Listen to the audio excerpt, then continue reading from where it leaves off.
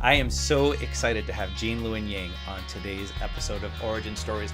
You know, his book, American Born Chinese, it's the first graphic novel ever to have won the Prince Medal, which is given out by the American Library Association for Excellence in Young Adult Literature. Also, the first graphic novel ever to become a finalist for the National Book Award. I'm so thrilled to present to you Luen Yang's Origin Story. Testing. Origin Stories with JJK. Jarrett J. Krosoczka. It's a graphic memoir about Kiddo. Tonight's guest, Luen Yang. Please welcome former National Ambassador for Young People's Literature and overall national treasure, Luen Yang. Hey, how's it going, Jarrett? Great to see you. It's good to see you too. I tell you what, one of the things that I miss the most about the before is when you and I, when our schedules would sort of be overlapping, and either you'd be coming up to an event, a space after I would, or vice versa, and we would draw on one another's posters, the promotional posters. We'd give each other mustaches. Yeah. Well, we have to find a digital way of doing that. Yeah, you know? exactly. I feel like at this point in the year, we would have done multiple mustaches in multiple places in America. Yeah, and different kinds of mustaches. You know, like there could have been a handlebar mustache, a Hulk Hogan. That's right. I was practicing, man. I was ready. So the first time we ever met was at a Comic-Con in San Diego, I think. But I got to tell you, when you sent in the photo of yourself as a kid, I immediately thought, man, we would have been such good friends. Look at that. In middle school. Yeah, I think we bought glasses in the same store. We would have just sat at the school cafeteria talking about comics and talking about the latest cheat codes in Nintendo Power magazine. Yeah, that's right, man. Nintendo Power. That was a national treasure. I know. So, Gene, we all know that you were the National Ambassador for Young People's Literature. You have a whole bunch of fancy stickers on all of your books. But what I really want to know is more about who Gene was when he was a kid. What was your place like? What kind of stuff were you absorbing creatively? Yeah, I mean, I spent my whole life in the Bay Area. I was born and raised and even went to college, and now am raising my own kids within like an hour radius, So I was born in Fremont, which is about half an hour away from San Francisco. And then I spent most of my childhood in the suburbs of San Jose, went up to Berkeley for college. Okay, and so what did you study in college? This is what have been interesting for me about these interviews. Not everybody studied art. No, dude, I have an immigrant dad. He was not going to pay for an art degree. So I studied computer science when I was in college. I did like computers too. I have to say that it wasn't 100% just to please my dad. I did like computers too, but I majored in computer science. I had considered doing a double major in art, but then I didn't really like the art program at UC Berkeley. So I ended up minoring in creative writing. And I have to tell you, like for graphic novels, that minor was super useful. Probably more so than drawing classes. And look, you have at least a few National Book Award Finalist stickers, so those writing classes paid off. Yeah, well, thanks. I do think. I mean, I had some great professors. One of my professors was Gary Soto, who's this like nationally renowned poet and writer. He didn't really like my stuff, and I think for good reason. But I do feel like I learned a ton in his class and in other classes as well. So did you have a lot of siblings growing up? The One child of brother. immigrants. Did you have comics in the house? Did you have cartoons in the house? Yeah, I had. So we had one brother who's younger than me. He's 4 years younger. He is now a doctor. So he's a very, very successful man. And we used to read comics together all the time. I started collecting comics when I was a fifth grader. When did you start? For me, well, I mean, I had some comics when I was young, like little, but for me, the watershed moment was that 1989 Tim Burton Batman movie. That just changed everything for me, and I became a huge Batman fan from that. Even though I had watched that old Adam West show and Super Friends cartoon show, that movie just completely blew my mind. Yeah, I remember. Yeah, that movie was an event for sure. Yeah. Yeah, I remember like talking about it for almost a year before it even released with all my nerdy friends, and we're like trying to guess what it was going to be like. So I started a little bit earlier than that. I started when I was in 5th grade, and that was 1984. And it was because of the Superman comic that my mom bought me off of a spinner rack at my local bookstore. So that got me going. And then I had this best friend back then who was already like this comic book geek. He'd been collecting for a really, really long time. And we would go to the comic book store together. We would actually have our parents drop us off at the library. And then when they drove away, we would sneak out of the library to walk over to the comic book store and buy comics out of the quarter bin. Yeah, and that's where we have to say to kids, like, you don't know how lucky you are. Like when we were your age, like we had to sneak out of the library to find comics. They weren't comics at the library. Yeah, exactly. It was like nowadays my library has a better graphic novel collection than most comic book stores. You know, it's kind of astounding. I thank God for those librarians. Yeah, thank God for those librarians. They really changed things. I remember being a kid and having to go to I think it was like 741.9, right? Like if there was a graphic novel in the library, it would be there.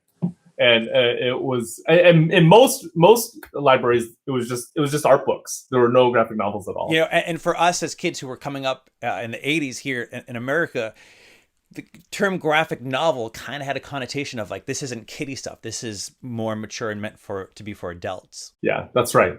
Yeah, I think the term has kind of changed since then. I remember like Mouse was always considered a graphic novel. Great book. And I think Watchmen, like if a library had graphic novels, those would be the two that they would have, right?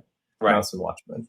For sure. Yeah. So Superman, but what other kind of comics were you reading? Well, I was a big Marvel guy. Like, were you Batman all the way through? You know, I was never really DC versus Marvel. I was character specific. So for me, it was Batman, Spider-Man, and X-Men. And X-Men specifically, the early 90s Jim Lee Blue Team, Gold Team X-Men. I used to I had these poster boards that I'd line up together, and I would recreate all of the characters. Yeah, and the triptych that he did, where there were like 3 covers on X-Men #1, you could put them together, and it was like this giant scene. I have those somewhere. Yeah, I think everybody who was in comics at that time was buying X-Men. And I also think that's why it's so surprising today, right? To see how like Avengers is really Marvel's big superhero team now. But in the 90s, it was all about the X-Men. I have to confess, I don't know if this was true for you. I didn't really understand those X-Men storylines. Not 100%. I would get like maybe 70% of them. For us as kids, like there really wasn't this mentality that you could create your own characters, with the exception of, you know, Image Comics that popped up in early mid 90s, like where those creators left Marvel or DC to start their own publishing house, like Spawn. Like that was a big one. Did you read Spawn? I did. I got it all. I got all the #1s, right? I got like Spawn, and I got Wildcats, and I got Youngblood. Youngblood. I got Youngblood. I have that somewhere. I have it somewhere in my I think attic at my as well, 'cause parents' house. Yeah. We were like, we're gonna encase this in plastic and cardboard. It's Yeah, gonna be worth that's $1 million. That's right. And then they came out with all those chromium covers and like the holographic this and that, and the holographic like trading cards. Yeah. Yeah. And the trading cards. That's right. I have a whole stack of like Jim Lee trading cards somewhere too. Did you ever get those? Oh, like Jim Lee absolutely. X-Men trading cards? Yes. Yeah. You know, that's what we're not doing right. We have no holographic trading You're cards. right. You're right. I'm gonna push for holographic trading cards with my publisher for a second. I'd be like, I got an idea for you. Okay, so you graduated with a degree in computer science, but like what were your next steps from there? I became a programmer for a little while. I was a software coder for maybe just 2 years, and all the way through, I was interested in comics. So I was starting to draw comics as an adult. So I'd done some as a kid, and then after I graduated from college, I was like, you know, if I die without publishing at least one comic book, I'm just gonna die really unfulfilled.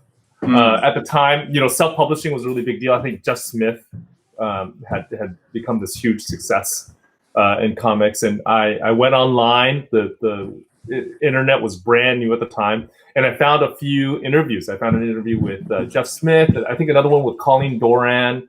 A bunch of people who I really admired since I was in high school.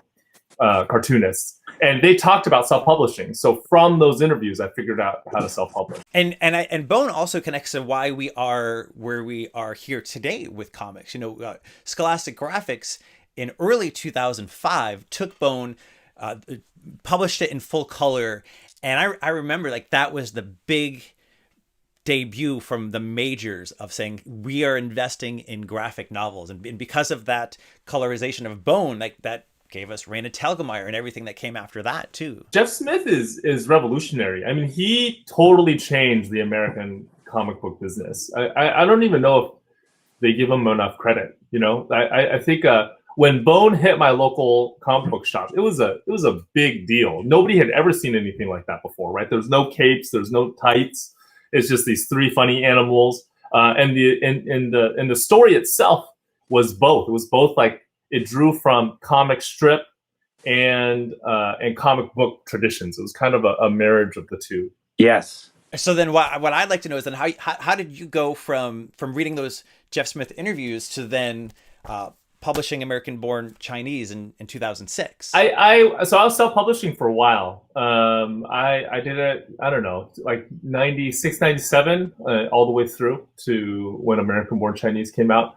And I'd worked with a few other publishers as well. I have a friend named Derek Kirk Kim, who's a fabulous cartoonist. He and I did a really short comic book series for Image Comics. I did some self-published stuff that was later picked up by another publisher called Slave Labor Graphics. So all the way through, I was doing these comics, but I was constantly losing money at it. You know what I mean? Like I'd put out a comic and then I'd lose either a couple $100 or sometimes a couple $1,000. And did you have a day job then? Like you were doing a computer? I did. Heck yeah. Yeah, I was a coder for a little bit, and then I became a high school teacher. So I was a high school teacher for 17 years. I was a high school teacher for almost all of my comic book career. Yeah. And that's kind of how I feel like I cut my teeth by hanging out with other cartoonists. Like that's how I learned how to cartoon. There was a bunch of cartoonists in the Bay Area, and we used to get together once a week, and we'd like look at each other's pages, and we'd give each other tips. We'd see the tools that we were each using, and that's sort of how I learned to make comics. And then you've got Scott McCloud's Understanding Comics. That was a watershed moment for me of what comics could potentially be. I don't think I'd be doing comics had I not read that book. So did your parents just pull you aside and say, Gene, like you're crazy? Like meanwhile your brother's going to be a doctor and you just want to make comics? Yes, a little bit. I mean, they were worried. Like my dad would sit me down and we would have discussions about it. Although like he was I think he was a little bit sly. He was more sly. He could be a little bit passive aggressive. So he would actually send me these envelopes of newspaper clippings. So I was a high school teacher and I was doing comics on the side, and he would like send me these newspaper clippings with like want ads from Apple and like want ads from Google and these like articles comparing salaries, and he would like highlight the teacher's salary and then the programmer's salary. He'd do all that kind of stuff. Something that I love too. So you talked about how you used to read Superman when you were a kid, and now as an adult you have gotten to write for Superman. Yeah, that's another crazy thing about being a cartoonist. These things that you're a fan of, you get to work on. So just recently, I have a copy here. I can show you. I did a book called Superman Smashes a Clan with an art team out of Japan called Gurihiru. They're amazing. I think they're among the best working in comics today. And that's a retelling of this old Superman story from the 1940s. So to go from like reading Superman comics to making it, I mean, it's just it's really crazy. And so you are also one of those authors who had a book published just as everything was shutting down. And I'll tell you too that one of the moments where I realized like this was going to be a serious shutdown and something is when you started canceling your promotional events for Dragon Hoops, which was just about to publish. Yeah, it was in the middle of March. I was supposed to leave for a tour. Like for a second, the publisher had planned this amazing 2-week tour, included all these like book festivals and all this. And I was supposed to leave on a Tuesday. We made the call to cancel on a Saturday. And at the time, it felt like a really hard call. It felt like I was being a little bit extreme, But pretty soon after that, like, the NBA canceled their season, all this crazy stuff happened. Yeah. But what convinced me actually was having a conversation with Jason Shiga, who he's a graphic novelist. He did a book called Meanwhile from I think it's from Abrams. That's amazing. It's a choose your own adventure book. But he's like a math guy, right? He's like, he majored in math and now he's making comics. So he showed me all this math about the coronavirus, and after that I was like, I don't think I can go. But so then you toured as Cartoon Gene for the book. I did. Yeah. So we decided that we would have to do something, right? So I took all the time that I would have used meeting people in person, and I drew this cartoon strip for 2 weeks instead of traveling for 2 weeks. And I remember when I first heard you were writing a book about basketball, and I remember thinking to myself, I didn't know Gene Yang was an athlete. Like, and I guess he's really tall, and tall people are good at basketball. Nope. The opposite of that. And something that you are so masterful at is tying in seemingly unrelated stories together. So in this book, you are talking about it's a memoir about your time being a high school teacher, and then you're following the basketball team. You're going to write about the basketball team, and then in between there, you're telling stories about the actual student athletes, and then you're also giving us the whole history of basketball as well. How long did this book take you to make? I mean, this is a thick book. Man, it took me too long. It took me 5 years to do. So it's a nonfiction book about a real high school basketball team. All the kids on that team now, like the seniors who are on that team, are all graduated from college. Like one of them is going to med school. It's really crazy. It took too long for me to do. And exactly, I was like you. I had no interest in sports when I was a kid. I had anti-interest in sports. I actively hated sports as a kid. Yeah. So, would you like to read a little bit from Dragon Hoops? Sure. Graphic Novels Readers Theatre.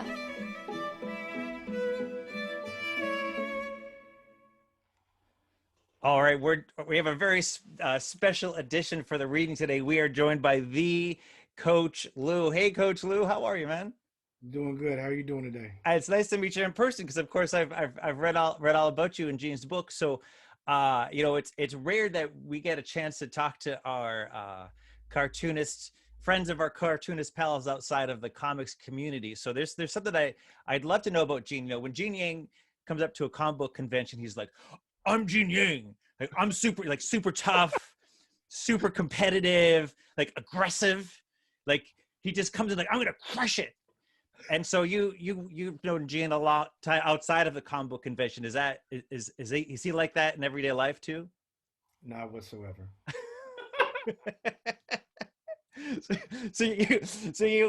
I think all of us cartoonists who don't play sports, we need someone athletic like you to sort of take us under your wing and show us the way that there's a lot of positivity that's happening in sports. See, we're typically the kids that get stuffed into lockers, but that's not always the case. Well, I'm going to be very careful and choose my words wisely about Gene, because he has the power of the pen. So in case there is a part 2 or part 3, I have to make sure he casts me in the same light that he did. So it'd be hard for me to say anything negative about Yang Man. Yeah, you're an admirable character both on the page and in real life, and we're so happy to have you here to join us on the reading. So, Gene, you're gonna take the narration, and and then I'll take the part of any students. And Coach Lou, why don't you read both yourself and any of the other assistant coaches that pop up? Okay. All right. It's the first heavy rain of the year. I find the team in O'Dowd's small gym. The women's team is using the large gym. Looks like we got a leak, Coach Lou, says Coach Dante Patterson. Guess we'll be practicing on half of the court today. Fuck. Mr. Yang, I saw those sketches of us you put up on Tumblr. So dope. Oh yeah, thanks, Jeevan. I got a favor to ask though. You think you can fix my hairline? It's more like straight across, but if you can't do it, that's totally cool. No, you're right. I was trying to make sure that Cartoon You reads as Punjabi rather than African American. It's an important part of the story, your story. But I get how the zigzag thing looks kind of dumb. Let me work on it. Sure. Thanks, Mr. Yang. Thank you for the feedback. Gather up, gentlemen. This Saturday, we're going up against the Bishop Gorman Gales. Never in the history of Northern California high school basketball have two top 10 teams played each other in the Bay Area. This is an exposure game. And what happens in exposure games? You get exposed? That's right, P. Bobby Knight once said that basketball is a game of mistakes. Whoever makes the fewest mistakes wins. Life is kind of like that. Fewest mistakes wins. But what happens if you do and make a mistake? On that court in front of that sold out crowd, you're going to have the confidence to own it and move past it. You're going to be strong enough to move on. That's the thing about exposure. It could be good, it could be bad. People are going to get to see who we really are. Again, life is like that. Pastor Rab, give us a prayer before we start practice. Dear Lord, thank you for this opportunity to come together as a unit. Help us do our best this Saturday. Amen. Amen. All right, gentlemen, let's get to it. Bigs on this side, guards on that side. But there's a leak on that side. Fuck. Yang Man. Hey, Lou. So tell me about the Gales. Out of Las Vegas, number 2 team in the country. We played them last year and upset them by 20. This Saturday night might be payback. Their 2 superstars, Chase Jeter and Steven Zimmerman, are both top 5 players in the country. 2 big men. Get there early, Yang Man. It's going to be sold out. I'm not sure I can go. You know, family stuff. Excellent work. Thank you, Coach Lou. Woo! That was Appreciate it, man. Now, once the lockdown is over and we're able to get out more freely, you better just keep a Sharpie in your pocket for all those autographs at comic book conventions. We've been talking about the Comic-Con for years. I knew nothing about it. I grew up a big comic book guy. I was a big X-Men, Wolverine. When they all came out, and my buddy Zach and me, we used to collect comics. So Zach, I'm not as smart as Zach. Zach knew all about Gene Yang. He knew all about Comic-Con. He knew everything. He's like, Gene Yang is like the John Wooden of comics. He is the man. So I'm assuming that person you reference is a really good athlete. Yeah, Zach is in the book. Zach is the videographer. He's at a couple of the panels. Nice. Yeah. But awesome. we're gonna do it. I mean, Lou and I have been talking about doing. I mean, we were supposed to do a couple of events together in person, but the virus got in the way. But once it's all over, we're gonna do it. Yeah, we'll continue to build that bridge between comic books and sports, right? Yeah.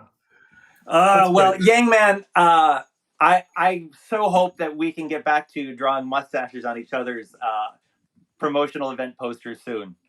Yeah, hopefully soon, man. Thank you so much for having me, Jarrett. This was great. Great to connect through the screen.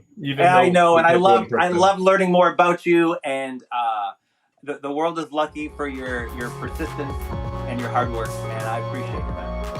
You too. Thank you, Jarrett. Thanks for having this forum. This is great. Oh, thank you.